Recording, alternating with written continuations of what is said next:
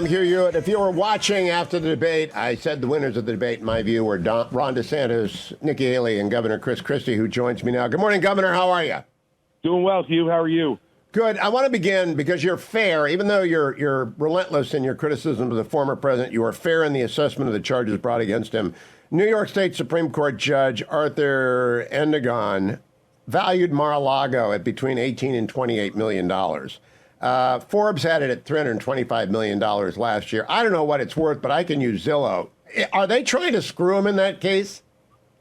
Look, I think it's kind of crazy to say it's worth only between 18 and 28 million, given what I know others have paid for properties in Palm Beach that are significantly lesser properties. Now, the problem is that it's a commercial property.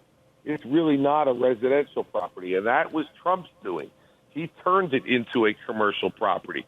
So you have expenses that go along with it that are much different than a typical residential property. Now he wants to call it a typical residential property for purposes of this. So it is not as valuable because it's now commercial, and you have employees that you need and all the rest to run it rather than just a private home. And he did it because he couldn't afford it at the time, but he wanted to act like he could afford it. So do I think it's worth more than 18 to 28 million? I do. But do I think it's worth 325 million? I do not. No, I want to broaden out the lens. The impression is going, not just because of the Trump cases in Manhattan and Georgia, but because of the prosecution of the parent in Loudoun County, because of the prosecution of pro-life protesters, that there are two justice systems. So let's move off of the Donald Trump focus for a moment. Do you think that that impression is growing in the United States, and how would you combat it if you were president? I think it is growing in the United States, unfortunately. I think that what's going on with Hunter Biden, and if they continues to be as aggressive as they appeared to do when they changed their position on the gun charges and brought those against him, the Bob Menendez prosecution is certainly an aggressive one against one of the most prominent Democrats in the country. So I think that's making it better. But in the end, what I would do is appoint an attorney general who, even Democrats would agree was someone who was fair. And I would instruct the attorney general, the thing that I was instructed by John Ashcroft when I became a U.S. attorney, that your job every day is to do justice without fear, favor, or partisanship. And that was the standard you're going to be held to. And if you didn't meet that standard, you would be terminated. That's what John Ashcroft told me when I became U.S. attorney. I think that's the way we did it in the Bush administration. And I don't think you had that sense in the Bush administration. This really began in the Obama administration when Eric Holder, Barack Obama's wingman, became the attorney general and acted like he was Obama's wingman. I don't think Trump did much to change it, although I think Bill Barr was a good choice, but Jeff Sessions was a disaster. And Merrick Garland has not looked good either. So it's who you pick as attorney general, and you need the president to stay the hell out of it, because once the president gets involved, it's de facto political. At the debate on Wednesday night, the one area that I thought was actually worth listening to, I would have spent more time on, is the rise of crime in our nation's cities and our suburbs and our counties. I think you made that point. And DAs that will not prosecute. And the answers are, Governor DeSantis said he shut him down. He did. But what can a president do? They could ask for writers cutting off money to people that have non-prosecution rates. What should a president do about this? Because those are not federal issues. They're mostly state issues. I heard what you said about justice, but justice isn't big enough to cover even San Francisco and Philly's crime rates, Governor. Look, what you do, Hugh, is you make justice big enough to do it. You can't, at this point, a president is not going to be able to do what Governor DeSantis did in Florida, which was fire people who he thought was not prosecuting things. And to give that as his answer was sophomoric, because he can't do that. And he wants to talk about his Florida record, and that's fine. He should be able to take credit for the things that he did well in Florida, as long as he's willing to take blame for the things that he did poorly. But in the end, it's not a plan. The plan is to say, we're going to switch our focus. There are plenty of employees and prosecutors at DOJ to be able to do this. It's going to mean you don't do other things as much. You don't do as much on the white-collar side as you did before. But job one is to get violent crime and crimes that affect quality of life in our cities under control. It's about picking priorities. The president has to set policy priorities. And mine would be getting violent crime in our cities and suburbs under control. And if that meant there were some other things we had to let go for the time being, so be it, until we get these people under control. All right, let me move on to foreign affairs, Governor, because it didn't come up much.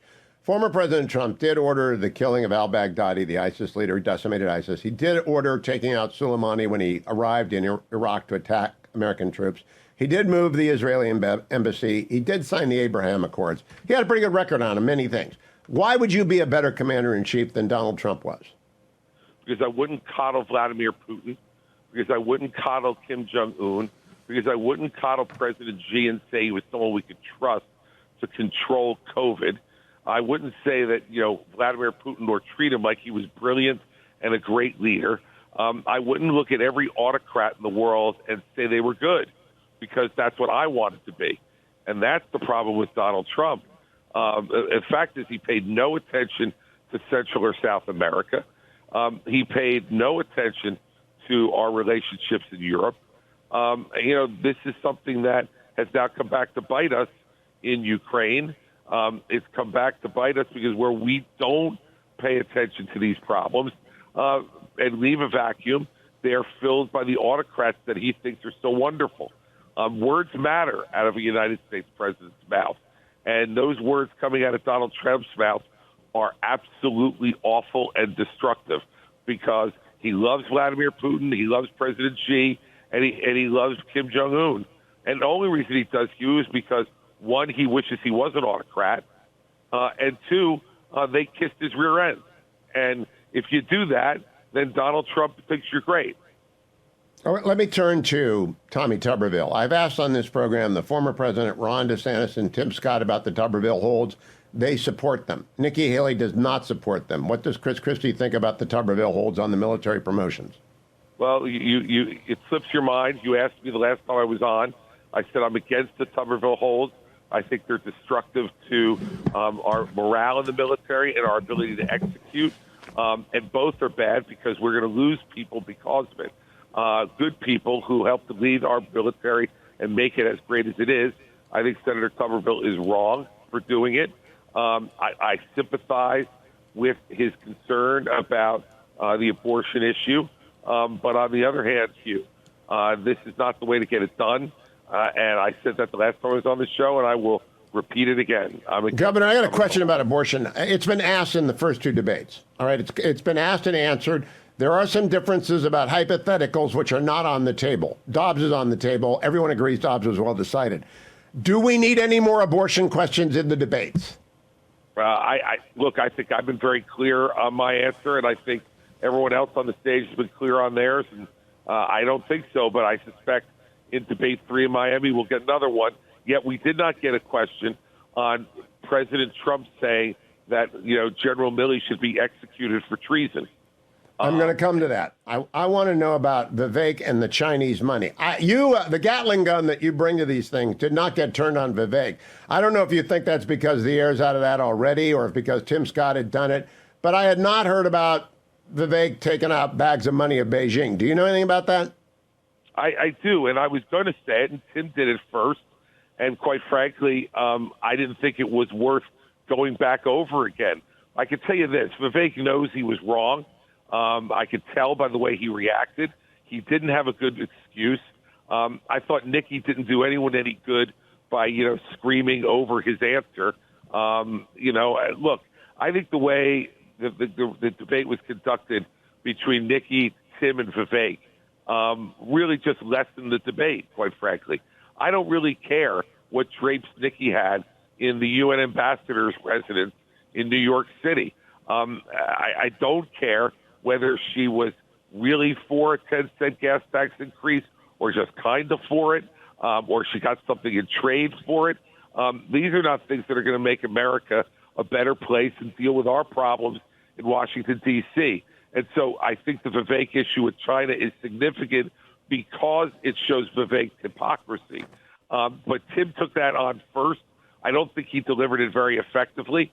And as a result, I think he took the air out of it for this debate, but I think there'll be a lot of more discussion about it between now and Miami in November.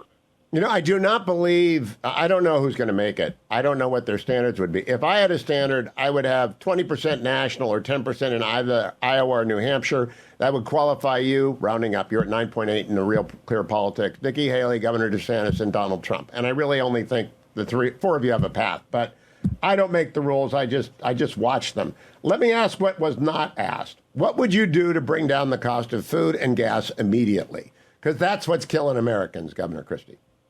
It is. Look, I think that if you show right off the bat, Hugh, that you have a way of reducing federal spending, and I think that, I would show that very early on, that would encourage the Fed to lower interest rates much more quickly than they will otherwise, and that will lead to less costs in the two items you talked about.